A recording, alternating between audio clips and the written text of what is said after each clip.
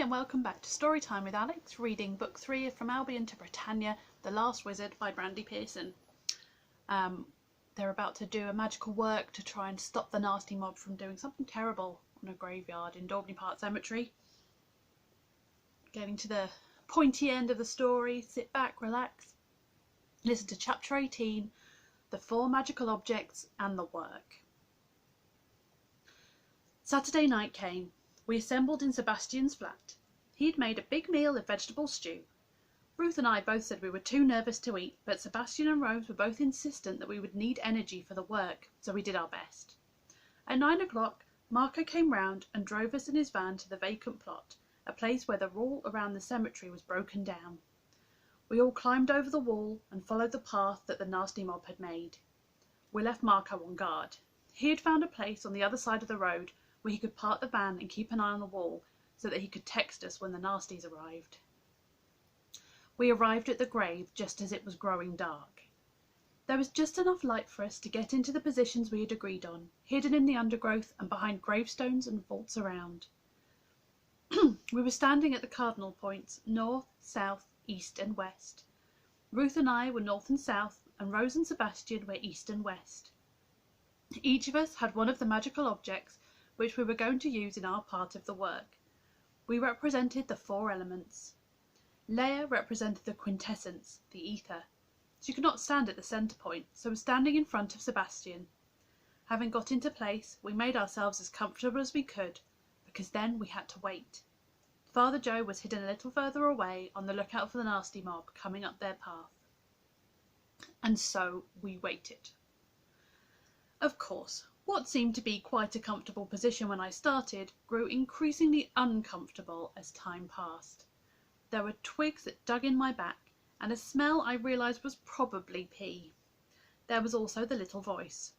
You are hiding in a bush in a cemetery in the middle of the night when you should be home in bed. The voice brought up the subject of ghosts.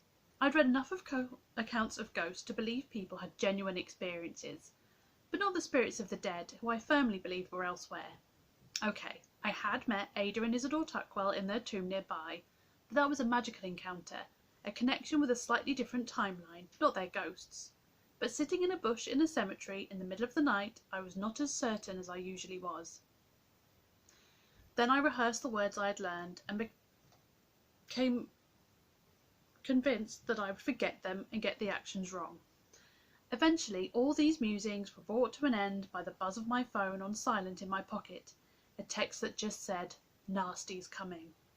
I stood up and pulled myself together. It was not long before we heard them coming.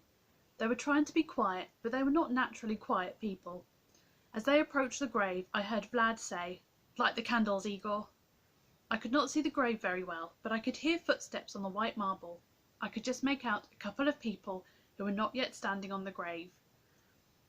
Then suddenly Father Joe pushed someone forward onto the grave.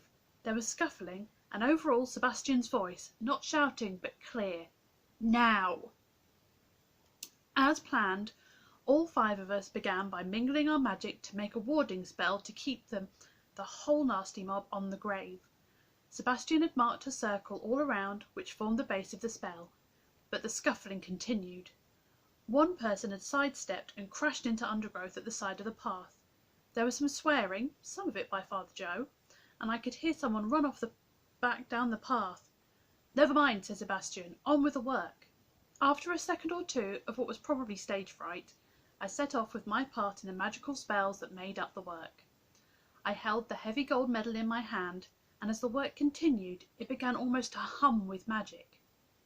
Not even for the sake of a good story would I write down what was said and done, but eventually the power of the 4 magical objects came together within Leia, and as the ether, as the quintessence. As the work continued, she began to rise from the ground. Isidore and Ada's book of spells had warned us of this, but she could not help but call out, "Wow!" when it started. And as the work continued, fairies appeared. At first there were just 1 or 2 around our feet, but then more and more appeared, so that there was a cloud of them all around us. But then they all flew towards Leia. They circled all around her as she rose higher in the air. And then, somehow, they were gone, but Leia was glowing with their green light. She opened her mouth and began to speak, but it was not Leia speaking, but the lady with the green dress, who we knew now was Britannia. She laughed. "Well done, wizards and witches. Now is the time for the nasty mob to get their comeuppance." Father Joe spoke to her. "Please, do them no harm." "They must get what they deserve. They hurt the big wizard and threatened my young witch. They need to be stopped. They have had time to repent, priest, but they continue in their nasty ways."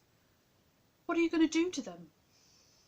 "I am not an angel from God. I am the spirit of the land. I do what I can to protect the land.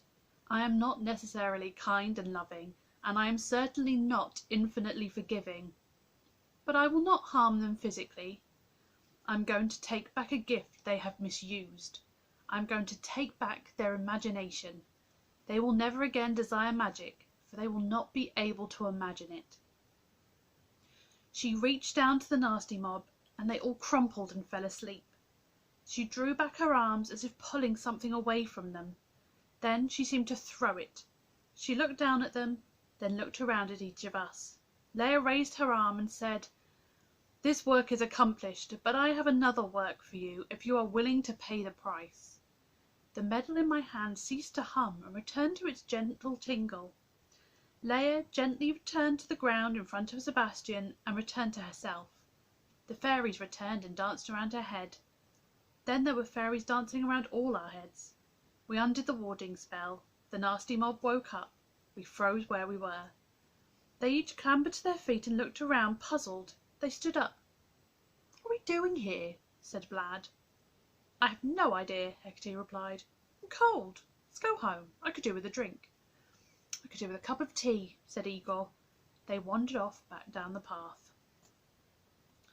Before we left, Rose sang a spell that removed all the lines drawn on the grave, and Sebastian produced a roll of bin bags, and we all cleared away the black candles, the beer cans, and other rubbish. Then Father Joe drew out a prayer book and a bottle of holy water and reconsecrated the grave. We looked at the grave and prayed for the people buried there. Then we packed away the magical objects and everything else and returned down the same path with the bin bags. When we reached the broken wall, Marco was there to tell us what had happened when the mob had appeared. Eddie, who was the one who had escaped, was waiting for them. He tried to tell them what had happened to them, but they were not very interested. He tried to tell them about the magical objects, and they laughed at him. In the end, they got back in their van and drove away, but would not take Eddie with them because they thought he was talking nonsense. Well, that is the end of that chapter. But what are they going to do with this one member of the nasty mob who still knows what's going on? And what is this other work that the Green Woman spoke of? Come back and join me next time to find out.